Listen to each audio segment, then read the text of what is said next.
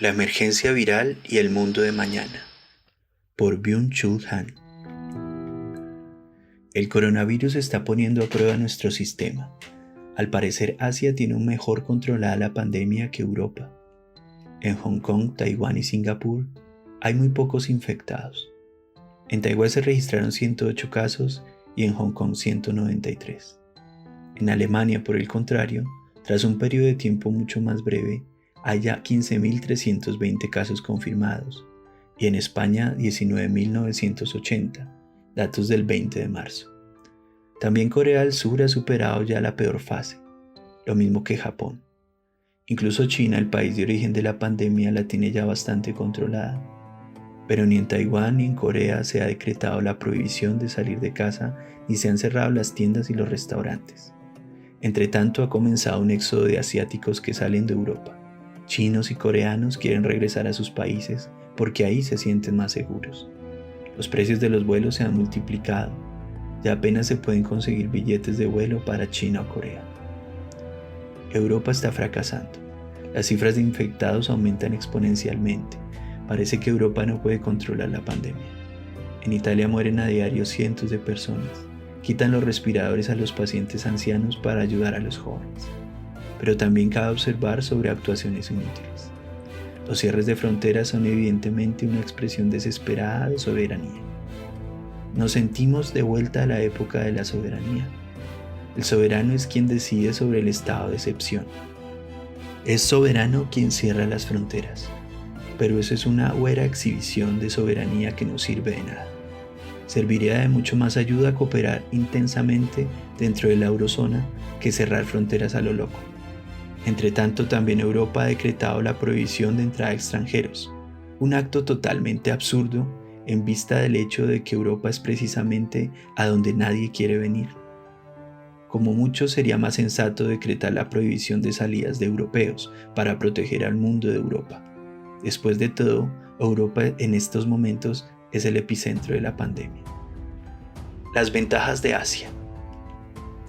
En comparación con Europa, ¿qué ventajas ofrece el sistema de Asia que resulten eficientes para combatir la pandemia?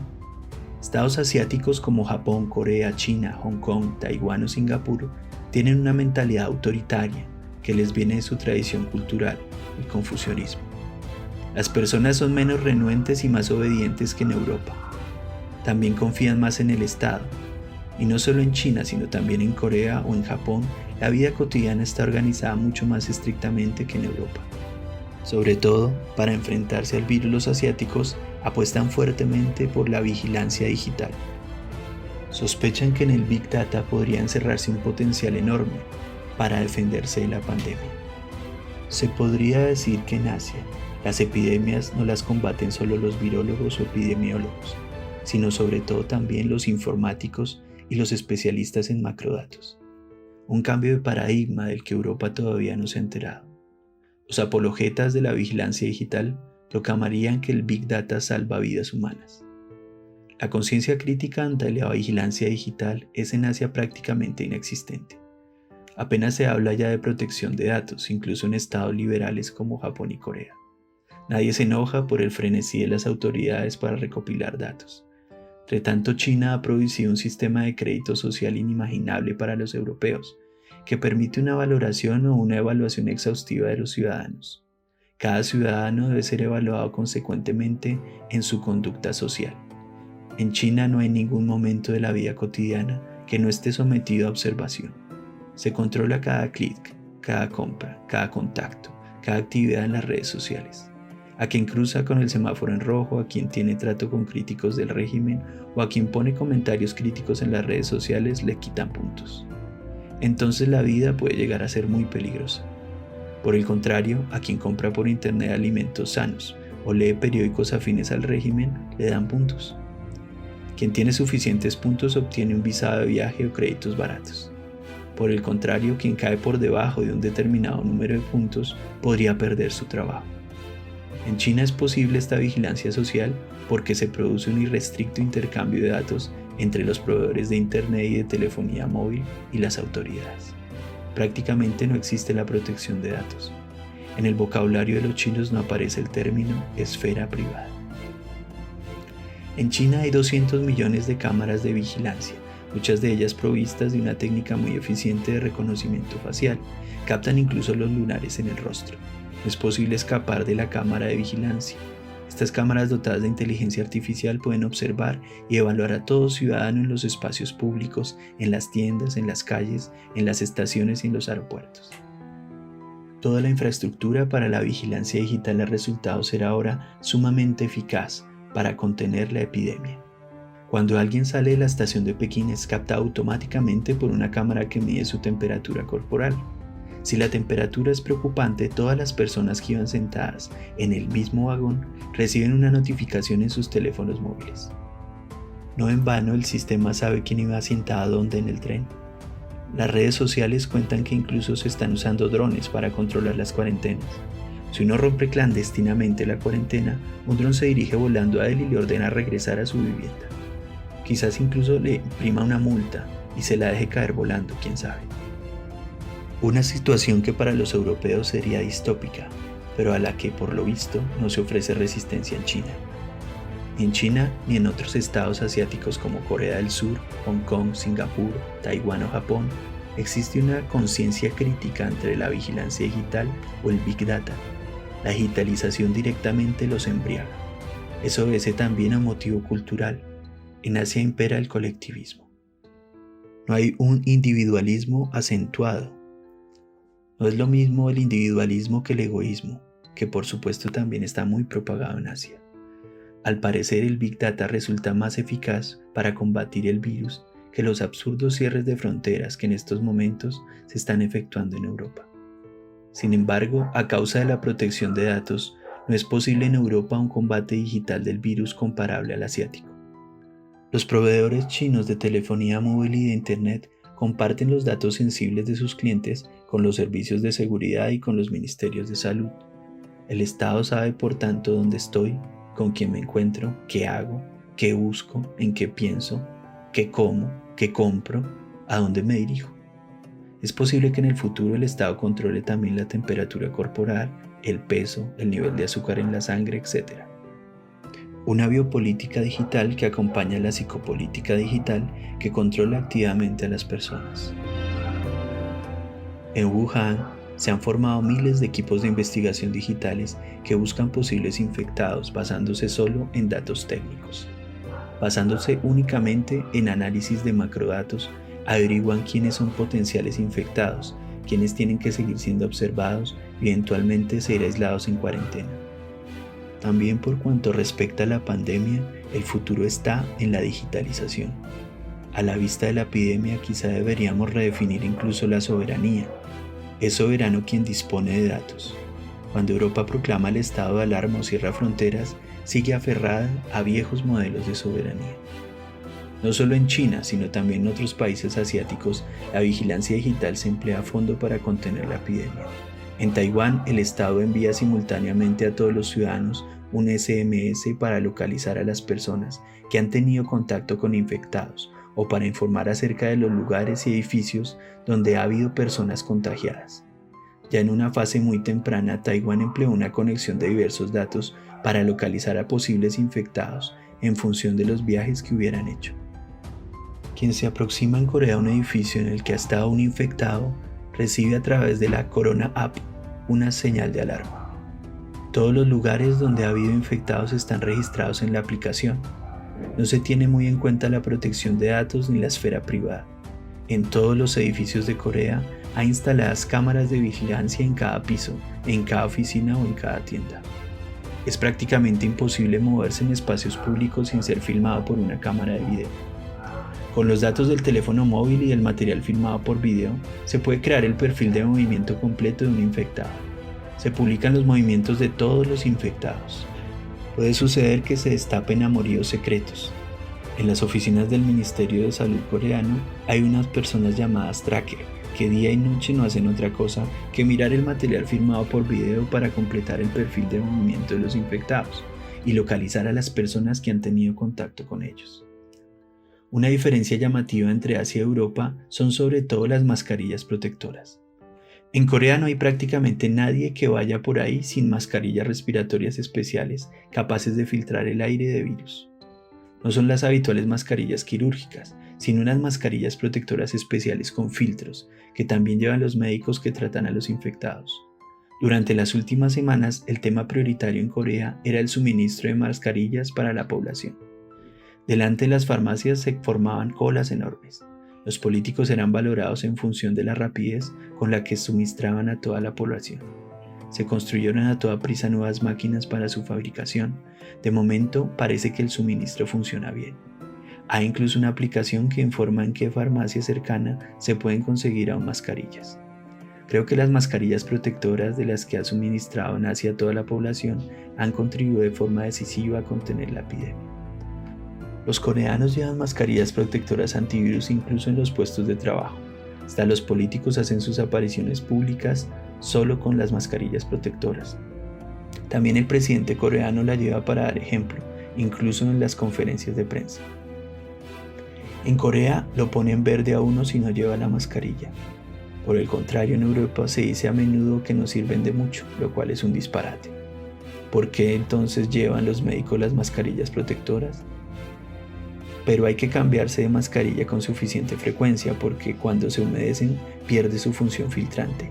No obstante, los coreanos ya han desarrollado una mascarilla para el coronavirus, hecha de nanofiltros que incluso se puede lavar.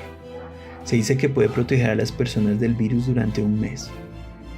En realidad es muy buena solución mientras no haya vacunas ni medicamentos. En Europa, por el contrario, incluso los médicos tienen que viajar a Rusia para conseguirlas. Macron ha mandado confiscar mascarillas para distribuirlas entre el personal sanitario. Pero lo que recibieron luego fueron mascarillas normales, sin filtro, con la indicación de que bastarían para proteger del coronavirus, lo cual es una mentira. Europa está fracasando. ¿De qué sirve cerrar tiendas y restaurantes si las personas se siguen aglomerando en el metro o en el autobús durante las horas punta? ¿Cómo guardar ahí la distancia necesaria? Hasta en los supermercados resulta casi imposible. Es una situación así. Las mascarillas protectoras salvarían realmente vidas humanas. Está surgiendo una sociedad de dos clases. Quien tiene coche propio se expone a menos riesgo. Incluso las mascarillas normales servirían de mucho si las llevaran los infectados, porque entonces no lanzarían los virus afuera. En los países europeos casi nadie lleva mascarilla. Hay algunos que las llevan pero son asiáticos. Mis paisanos residentes en Europa se quejan de que los miran con extrañeza cuando las llevan. Tras esto hay una diferencia cultural. En Europa impera un individualismo que trae aparejada la costumbre de llevar la cara descubierta. Los únicos que van enmascarados son los criminales.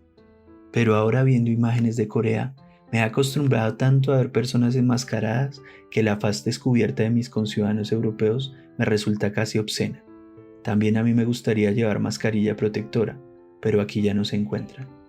En el pasado, la fabricación de mascarillas, igual que las de tantos otros productos, se externalizó a China. Por eso ahora en Europa no se consiguen mascarillas. Los estados asiáticos están tratando de proveer a toda la población de mascarillas protectoras. En China, cuando también ahí empezaron a ser escasas, incluso reequiparon fábricas para producir mascarillas. En Europa ni siquiera el personal sanitario las consigue.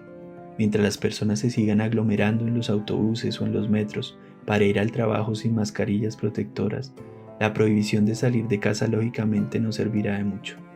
¿Cómo se puede guardar la distancia necesaria en los autobuses o en el metro en las horas punta?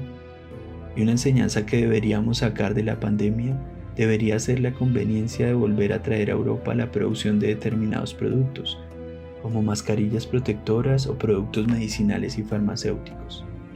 A pesar de todo el riesgo que no se debe minimizar, el pánico que ha desatado la pandemia del coronavirus es desproporcionado. Ni siquiera la gripe española, que fue mucho más letal, tuvo efectos tan devastadores sobre la economía. ¿A qué se debe en realidad esto? ¿Por qué el mundo reacciona con un pánico tan desmesurado a un virus? Emmanuel Macron habla incluso de guerra y del enemigo invisible que tenemos que derrotar. ¿Nos hallamos ante un regreso del enemigo? La gripe española se desencadenó en plena Primera Guerra Mundial. En aquel momento todo el mundo estaba rodeado de enemigos. Nadie habría asociado la epidemia con una guerra o con un enemigo. En realidad hemos estado viviendo durante mucho tiempo sin enemigos. La Guerra Fría terminó hace mucho. Últimamente incluso el terror islámico parecía haberse desplazado a zonas lejanas. Hace exactamente 10 años sostuve en mi ensayo La sociedad del cansancio la tesis de que vivimos en una época en la que ha perdido su vigencia el paradigma inmunológico, que se basa en la negatividad del enemigo. Como en los tiempos de la Guerra Fría, la sociedad organizada inmunológicamente se caracteriza por vivir rodeada de fronteras y de vallas, que impiden la circulación acelerada de mercancías y de capital. La globalización suprime todos esos umbrales inmunitorios para dar vía libre al capital. Incluso la promiscuidad y la permisividad generalizadas, que hoy se propagan por todos los ámbitos vitales, eliminan la negatividad del desconocido del enemigo. Los peligros no se echan hoy desde la negatividad del enemigo, sino desde el exceso de positividad, que se expresa como exceso de rendimiento, exceso de producción y exceso de comunicación. La negatividad del enemigo no tiene cabida en nuestra sociedad ilimitadamente permisiva. La represión a cargo de otros deja paso a la depresión. La explotación por otros deja paso a la autoexplotación voluntaria y a la autooptimización. En la sociedad del rendimiento, uno guerrea sobre todo contra sí mismo. Umbrales inmunológicos y cierre de fronteras. Pues bien, en medio de esta sociedad tan debilitada inmunológicamente a causa del capitalismo global, irrumpe de pronto el virus.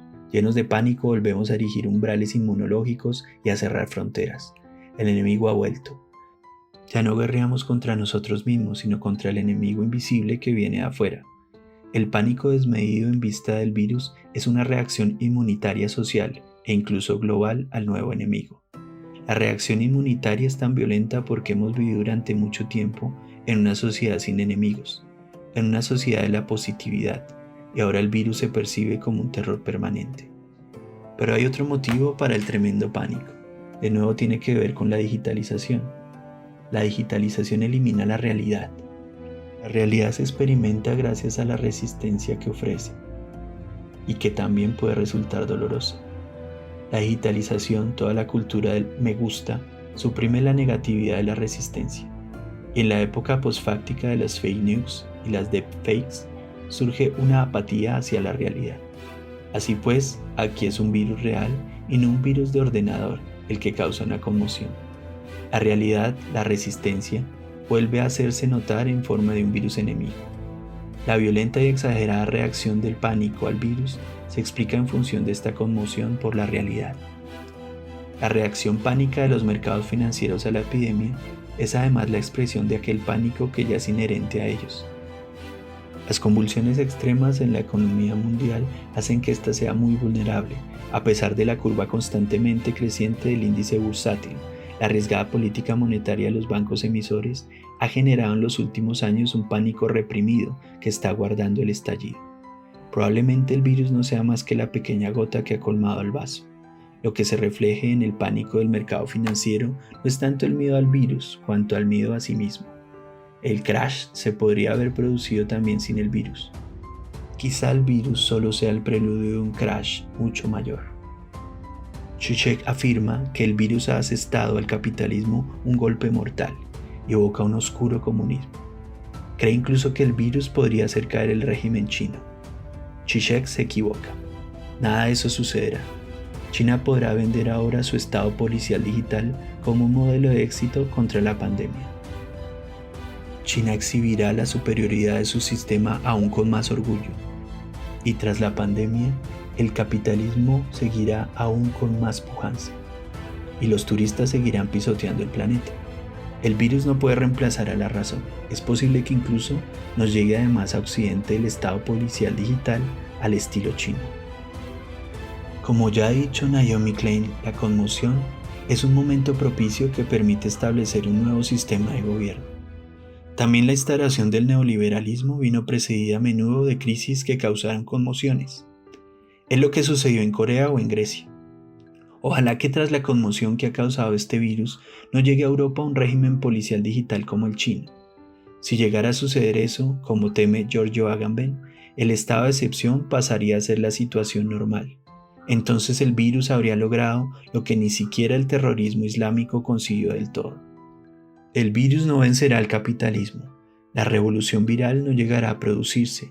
Ningún virus es capaz de hacer la revolución. El virus nos aísla e individualiza. No genera ningún sentimiento colectivo fuerte. De algún modo, cada uno se preocupa solo de su propia supervivencia. La solidaridad consiste en guardar distancias mutuas, no en una solidaridad que permita soñar con una sociedad distinta, más pacífica, más justa. No podemos dejar la revolución en manos del virus. Confiemos en que tras el virus venga una revolución humana. Somos nosotros, personas dotadas de razón, quienes tenemos que repensar y restringir radicalmente el capitalismo destructivo y también nuestra ilimitada y destructiva movilidad, para salvarnos a nosotros, para salvar el clima y a nuestro bello planeta.